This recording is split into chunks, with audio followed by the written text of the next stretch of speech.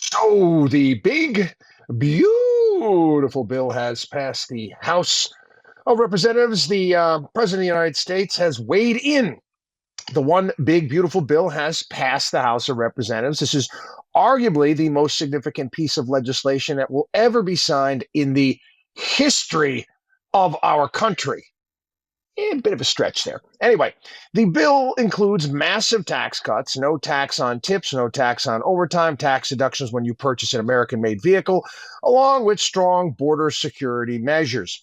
Pay raises for our ICE and Border Patrol agents, funding for the Golden Dome, Trump savings accounts for newborn babies, and much more. Great job by Speaker Mike Johnson and the House leadership, and thank you to every Republican who voted yes on this historic bill. Now it's time for our friends in the United States Senate to get to work and send this bill to my desk as soon as possible. There's no time to waste.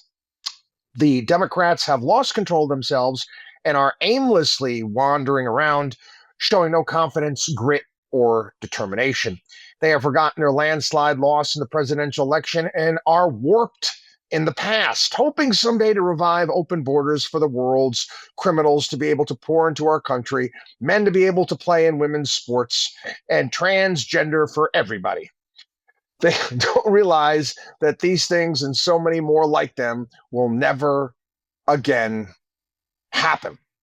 All right. Yeah. So Donald Trump got his bill through the House. Some of the changes that were made in this bill. What do we have? Well, again, they pushed up a little bit the work requirements for Medicare to 26. They did do away with a lot of tax credits for solar and other green energy initiatives, part of Biden's bill. But we're going to see what happens when it hits the Senate. If you don't think that there was some cross-border talk going between the House and the Senate saying, hey, listen, we can't get it through here. You guys have got to put this back in, and away we go later on down the line.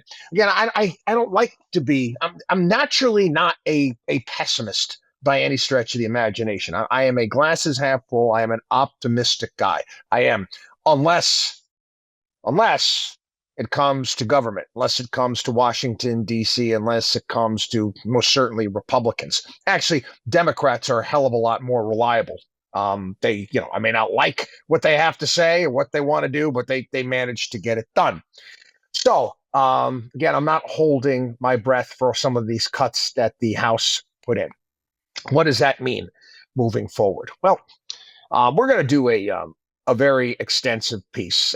People obviously watching me right now on YouTube, they obviously see I'm not in my normal studio, but on the road a lot lately, putting together a big piece on basically investing outlook, market economic outlook. And we don't do it quarter. We don't do it for years because, again, that makes no sense. We plan 5, 10, 15, 20 years down the road. And so I'm going to spend some time on that very, very shortly and how you're going to have to go about handling this as an American, how to survive when, the Republican House of Representatives just signed off on increasing our debt by another $20 trillion, or discussed the fact that Social Security, 2032, that's going to be cut by over 25% at that point in time. So we got a lot on our plate moving forward as a country, but that's okay. That's okay. We're gonna teach you how to tackle it, and quite frankly, it's the same way that we've been tackling things for over 30 years now. Not so much 30 years. I mean, beyond. You got to go back to really, 2000. 2000 and then Bush coming in, but I'll get into that later on down the line. But anyway, as far as the bill is concerned, Donald Trump is very happy.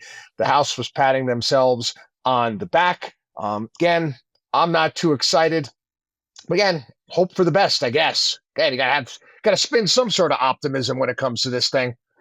WatchDog on WallStreet.com.